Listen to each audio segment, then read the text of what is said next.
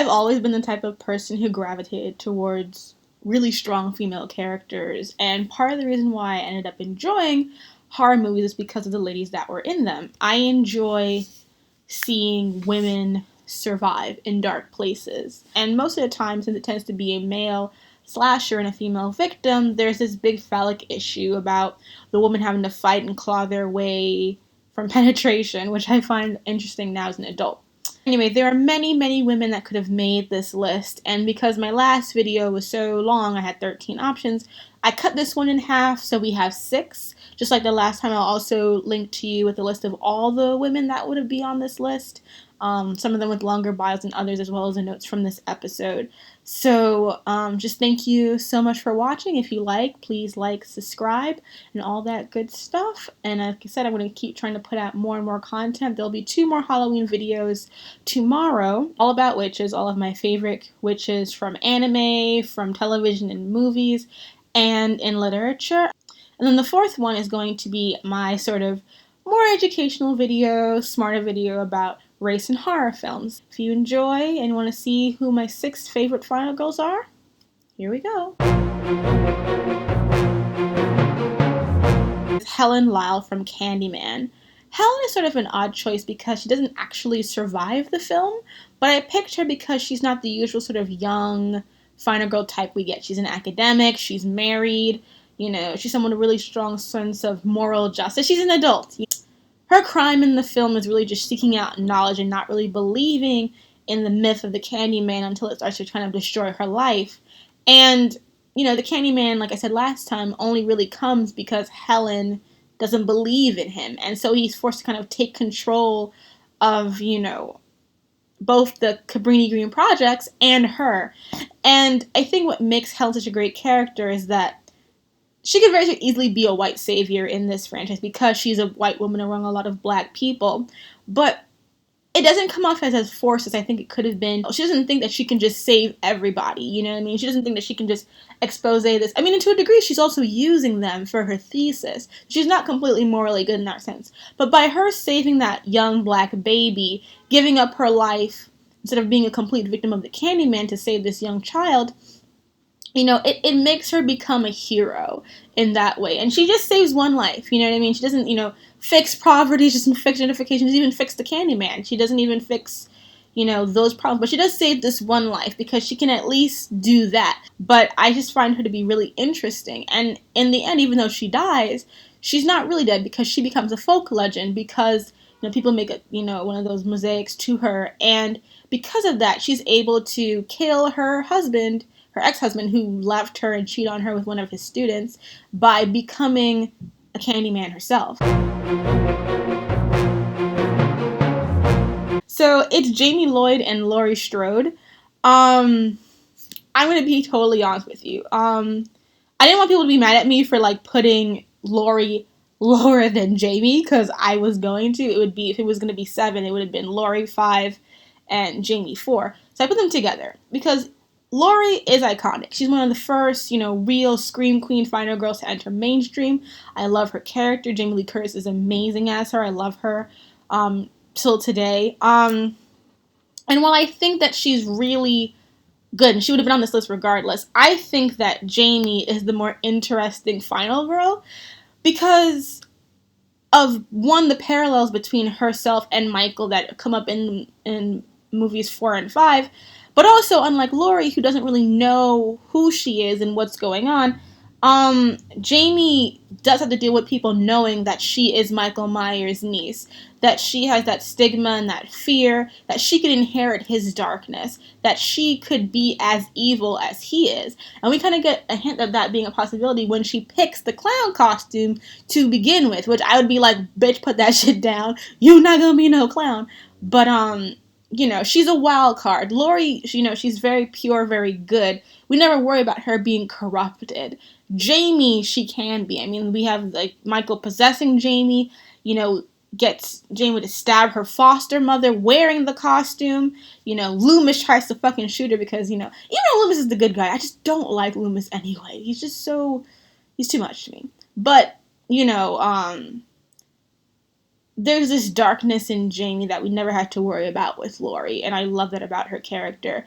Then, of course, we get Halloween 6, and that ruins everything because I think Danielle Harris was just amazing as Jamie Lloyd. Did not want to see her get redone. So I love the Halloween protagonist. I think that Laurie is really great because we get to see her evolve. Same thing with Jamie. I just would put Jamie higher than Laurie. Kirsty is a really interesting character because her development really takes a jump in between all the films. You know, she's very independent, very capable, but she's also got this like she's very willing to like let someone else suffer to save her loved ones. You know, in the first movie, she manages to like save her own life by making a deal with Pinhead to just trade in Frank for her own safety.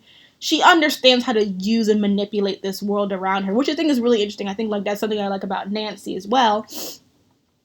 So she realizes how to manipulate this world. And in the second movie, she's even more badass. Like, she goes into the labyrinth world. She's gonna go save her father. She, you know, ruins Frank's life. She fucks him up. She puts on Julia's skin to manipulate the doctor so that he can be destroyed. Like, Kirsty is just so fucking capable and smart and gutsy in a capable way, because sometimes you'll have like those spunky girls like, I just want to go do stuff, but they really don't know what the fuck they're doing. Kirsty, she does her best to make things work in her world, and I think that's why she's so good. And then Hellraiser 6. Spoilers for Hellraiser 6, which is not a good movie at all. But it's on this list of like favorites because one, Kirsty's in it, and Kirsty is Hellraiser to me besides Pinhead. And in the last 15 minutes of that movie, we find out that Kirsty was married to a man named Trevor, who loses his memories in a car crash and thinks that he killed Kirsty, and there's this whole mystery about whatever. Doesn't matter. The point is that in the last 15 minutes, Pinhead reveals to Trevor that he was a douchebag, and he was fucking a whole bunch of women, and he wanted to kill Kirsty by getting her to open the lament configuration, which is the box in Hellraiser series. Kirsty knows what the fuck it is. I don't know why. Maybe she didn't tell him that I was like, you know, I was in Hellraiser 1 and 2, bitch. I don't know if you knew that. But she strikes a deal with Pinhead because she knows how this shit works and offers to give him 5 other souls in exchange for hers. So she kills 3 of Trevor's mistresses, the friend that co-conspired with Trevor to kill Kirsty, and Trevor himself. So she gets away with all the murders, pins it on Trevor, kills him, and, you know, she saves her soul from Pinhead. Probably still going to hell, though, for all them murders. But, like a boss, though. Nancy is amazing. I think the reason I love Nancy so much is because she is smart. I mean, what's so annoying about a lot of the modern heroes in horror is that for, like, half the movie, they're, like, in denial about what's going on.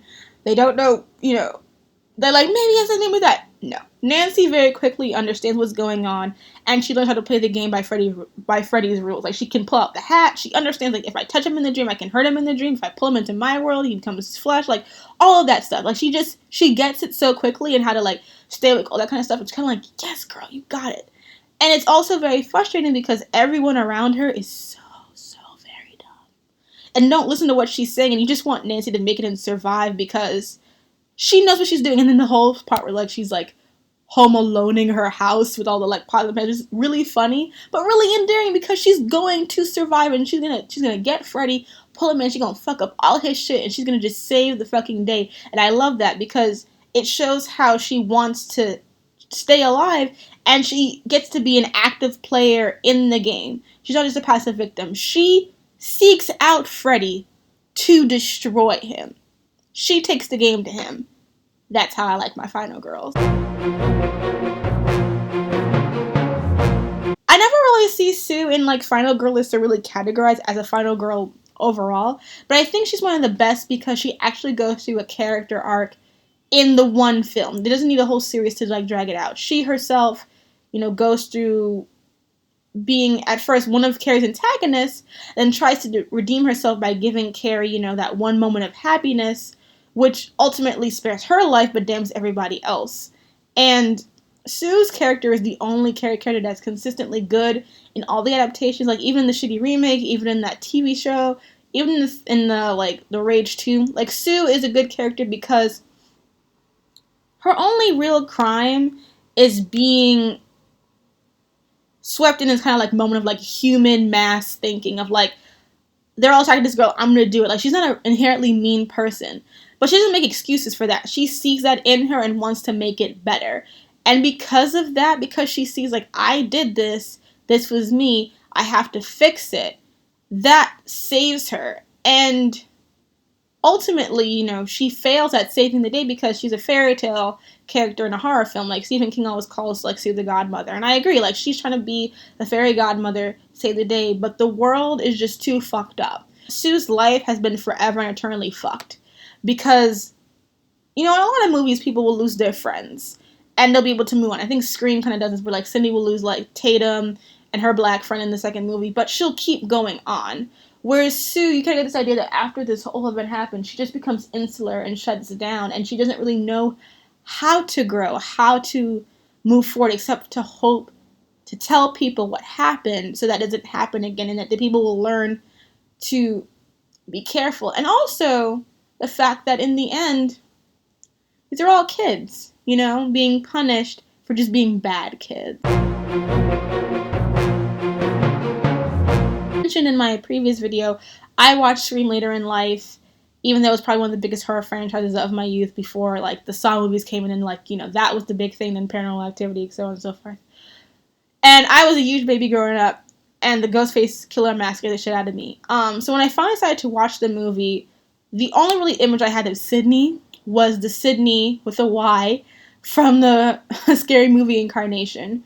So I just was kind of gonna be like, okay, she's like the usual, like, main ingenue, blah blah blah. No, I watched the entire Scream quadruple in 4 days, and even though the quality of the last two movies aren't as strong as the first two, Sidney remains a consistently smart character. She grows from each experience, and Neve Campbell is so good at playing the emotional depth and turmoil that she's going through, because Sidney's deceased mother is such a big part of the story, and she has to go through this kind of like disillusionment about who her mother was and how her mother's sexuality was part of this thing that led to all this happening. And so her being kind of scared of her own sexuality with her boyfriend and that kind of thing, Sidney kind of has the perfect continuation of like the Laurie Strode virgin model. There's that very much thing about sexuality and wanting to have sex and not being, you know, really sure if you're going to do it. And then the proactive attitude of Wes Craven's all other final heroine, Nancy. She gets to be, as the movies go about, someone who can save the day, be the hero, be the final one to really take control and use her wits to escape. And that's why Sidney's at the top of the list, because she is the perfect evolution of the final girl heroine. And because she is allowed to grow from girl to woman and remain the heroine without being replaced, without being switched out, you know, suck it, Emma Roberts, you're not going to take over this role. You know, so Nancy gets to be Scream. She is the heroine. And because of that, I put her at number one, because she is the perfect evolution of all of that stuff that was going on in the 80s of trying to get that perfect final girl that's not a complete action hero like Ripley, but not a complete, you know, scream crier like someone like Laurie Strode in those early movies. You get Sidney, someone who gets to be both innocent and good, but smart and capable at the same time. And that to me is kind of the perfect heroine, and that's why I love Sidney so much. But again, there were lots of people who didn't make this list. I'll link to them again below, and please let me know who your favorite final girls are. I'm sure that there are plenty that I did not get to in this video, but that's okay, that we have so many to choose from that, you know, 6 is just not enough. And yes, before anyone realizes, I realize that everyone on here is white, and trust me, I will get to that in the race in horror video. But thank you again for watching. Let me know what you think, and thank you for your support again. I appreciate it so, so very much. Happy Halloween and happy Samhain.